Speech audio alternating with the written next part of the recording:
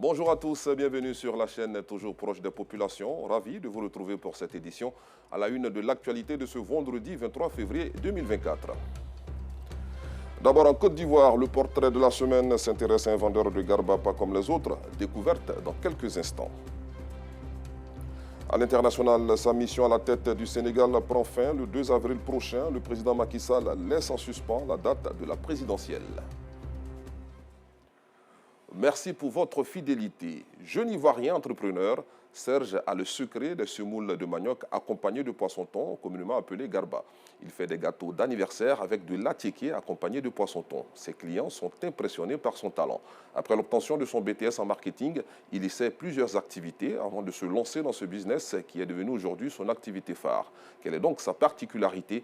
Direction Bingerville avec nos reporters Ansita Diarra, Aïcha Guiri et Gilles Tonien pour répondre à cette question.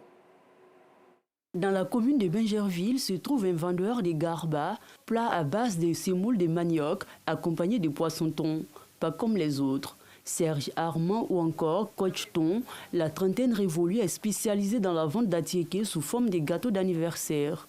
Ce jour, il a une commande dans la commune de Cocody. Il faut tout apprêter avant l'arrivée du livreur.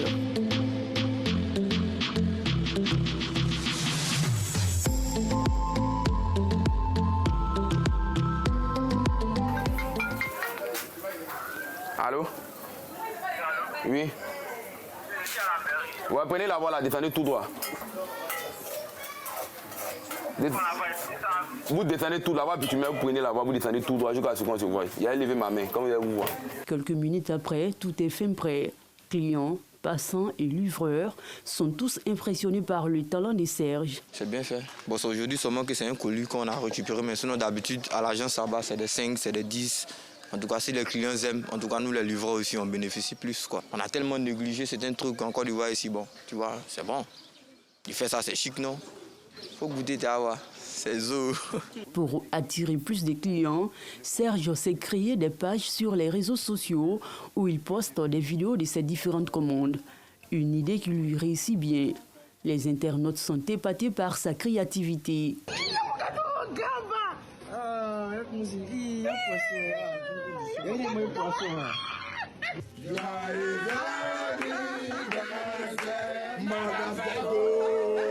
Les gâteaux en garba, quand ils confectionnent à ceux de 8 000, 10 000 et 15 000.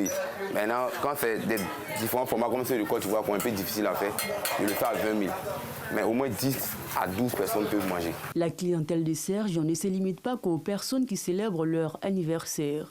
Il y a aussi des élèves, des visiteurs et des habitants de la commune de Bingerville. Contrairement aux autres vendeurs de garba, Serge sert les plats d'attiéké dans des assiettes en bois avec des designs particuliers. Avec ce décor spécial, il est difficile de voir ses créations sans avoir l'eau à la bouche. Des plats beaucoup prisés par des élèves et d'autres clients à midi. Ça, c'est du bois Iroko. Donc j'ai envoyé les designs que je voulais et il a confectionné. Voilà, ça c'est un pain. Voilà. Là, c'est des assiettes à envoyer. Quand vous avez cette assiette comme ça, vous pouvez poser l'attiéké ici, le poisson ici, les condiments ici et la pâte ici. Voilà, ça sort de l'ordinaire. J'en ai fait plusieurs publicités sur ma page Facebook qui ont mené assez de personnes à venir manger. Venez voir. Il faut aussi des thons entiers. Voilà, les thons blancs de 3 kg, 4 kg en entier. Voilà, donc c'est de là qu'est venue l'idée de confectionner des gâteaux en garba. Vous voyez, c'est pas comme dans les autres coins. Bon, la propreté, ça c'est 1. Et puis c'est bien disposé, ça c'est 2. L'assiette, c'est bien gagné aussi. Et puis les poissons sont bien gros. En tout cas, ça donne envie. Ça donne envie de venir manger. C'est juste waouh, c'est intéressant de voir qu'il y a ce genre de personnes qui mettent en valeur la nourriture nationale de la Côte d'Ivoire. C'est juste incroyable. On a l'habitude de passer dans des coins où, bon, c'est basique, mais ici, ils sortent de l'ordinaire, au fait. Ça donne envie de manger, c'est accueillant, ça donne envie de toujours venir ici. Moi, je ne le connaissais pas, c'est mon chéri qui a fait que je le connais. C'est bien fait. C'est propre. En plus des gâteaux confectionnés avec de l'attiéké, Serge fait des croquettes à base de thon accompagnées de pommes de terre frites ou d'aloko, plat de bananes plantains frites. Les croquettes là, c'est avec du thon blanc. Je paye le thon blanc, j'enlève la peau, les arrêts, uniquement que la chair, je découpe en dés. Voilà, je farine, je mets dans l'œuf, voilà, dans la farine. Comme on fait un peu les poulets panés, c'est un peu ça. Serge exerce ce métier avec Danielle, son épouse. Pendant qu'il prépare des commandes, elle se charge du nettoyage des assiettes. Danielle loue la détermination de son mari. Quand il n'y a pas assez de clients comme ça et puis il y a des assiettes, moi je peux venir laver et puis lui va servir, soit lui peut venir laver et puis moi je sais. L'argent là, quand tu ne cherches pas, ça ne peut pas venir. Toi-même tu dois te donner et puis Dieu va t'aider. Séduit par l'entrepreneuriat depuis le bas âge, c'est en 2023 que Serge se lance dans la vente de l'attiéké. Un métier qui lui permet aujourd'hui de subvenir aux besoins de sa famille. Depuis tout petit, j'aime le commerce. Voilà, je suis d'une mère commerçante, je suis d'un père qui est dans la restauration. Voilà, bien vrai qu'elle fait mes études, elle le niveau BTS que j'ai, mais j'ai toujours voulu, en tout cas, faire du commerce. Comme vous êtes dans le business de la cuisine, il ne faut pas se limiter seulement à ce que vous faites. Tout le monde le fait. Donc, il faudra apporter une différence entre ce que les autres font et ce que vous faites. Et moi, je crois en cette vision-là. Je crois en ce que Santé FFP, c'est que c'est un business à long terme qui va donner fruit.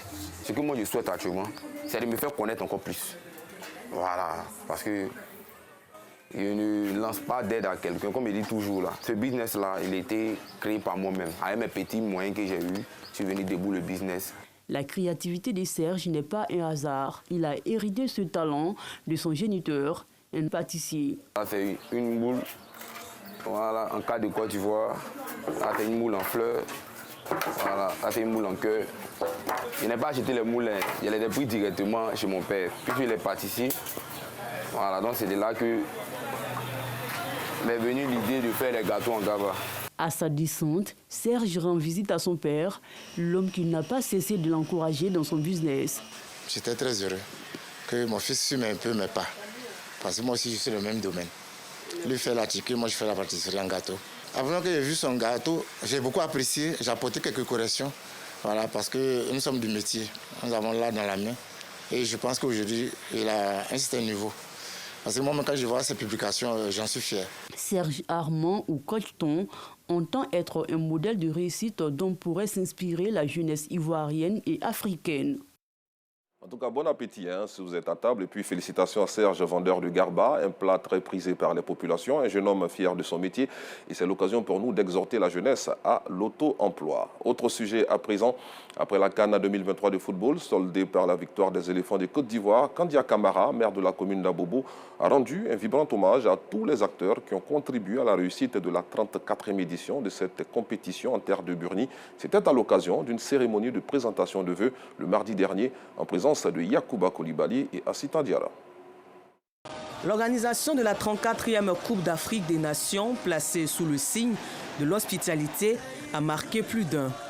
Un rendez-vous continental de la messe du football africain qui s'est bien déroulé dans l'ensemble. L'événement doit en partie sa réussite à l'efficacité du dispositif organisationnel et l'implication des populations, avec à sa tête le président de la République, Alassane Ouattara.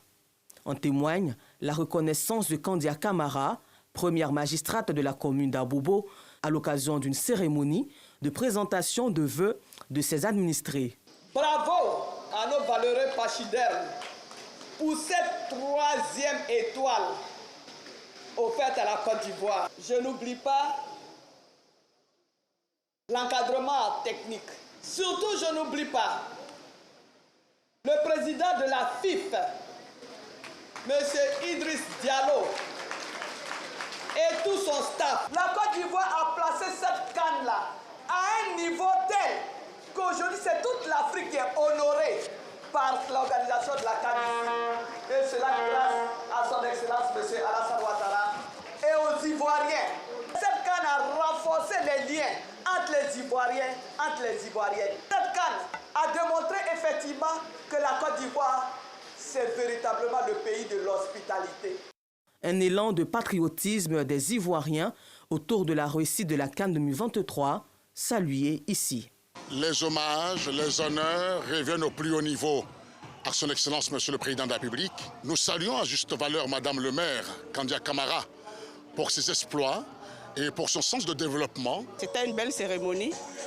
Quoi de plus normal pour nous, structures de santé, auprès desquelles Madame le maire et toute son équipe ont toujours été présents durant toute l'année 2023. Donc nous nous devions d'être présents à cette cérémonie-là pour apporter également notre contribution.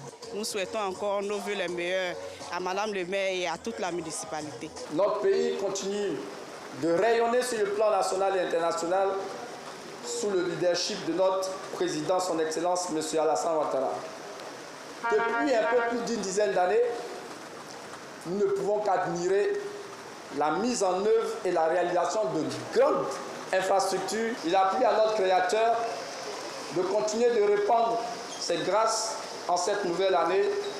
D'abord, en permettant le bon déroulement de la CAN 2023 et pour couronner le tout, notre pays est sorti victorieuse de cette CAN. Selon de nombreux observateurs nationaux et internationaux, la réussite de la CAN 2023 a rehaussé l'intérêt de tous pour l'Afrique.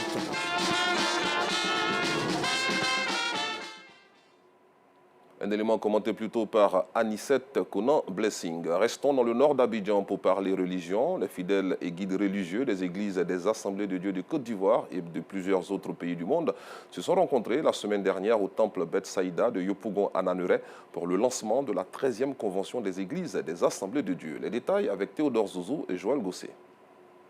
Temple Bethsaïda de Port-Boué 2, commune de Yopougon. Des fidèles chrétiens venus des 36 régions des églises évangéliques des Assemblées de Dieu de Côte d'Ivoire et de plusieurs autres pays du monde. Ils sont tous là pour le lancement de la 13e convention nationale dénommée Bouaké 2024. Maintenir l'unité du corps de Christ, ensuite maintenir cette église dans son rôle de leader des évangéliques en Côte d'Ivoire, par la promotion d'un évangile pur, un évangile holistique, un évangile qui a un visage humain et qui accomplit aussi sa mission par l'implantation de multiples églises missionnaires dans le pays. Dans la louange, l'adoration et la prière, ces pasteurs responsables de service et anciens présidents de l'Église raffermissent leur foi et leur attachement à Dieu. Toute l'Église est reconnaissante pour le travail abattu par ces 5 anciens présidents pour l'implantation des assemblées de Dieu sur toute l'étendue du territoire national. Ceux-ci reçoivent chacun une villa symbolisée par des clés et 4 voitures de type 4x4 aux 4 instituts de formation. Je sens comme un réveil en moi. Je suis content. Le seul mot que j'ai à dire, c'est de dire merci au Seigneur. Et merci au bureau national qui est entré dans la vision des premiers missionnaires venus en Côte d'Ivoire en 1958. Des dons pour consolider davantage l'évangélisation amorcée et l'unité du corps du Christ. Ils sont importants pour l'avancement de l'œuvre de Dieu.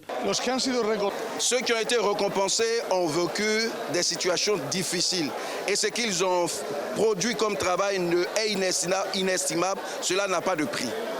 Qu'ils continuent d'honorer le Seigneur, qu'ils continuent de servir le Seigneur. Parce que quand on sert le Seigneur et qu'on l'honore, on le met à la première place de la vie, le Seigneur continue de faire de grandes choses dans nos vies. Pour l'actuel président, cette 13e convention permettra d'outiller l'ensemble des fidèles afin qu'ils puissent évangéliser. Donc nous sommes déjà un peuple missionnaire, mais ce feu-là, comme nous l'avons entendu, nous ne voulons pas qu'il s'éteigne.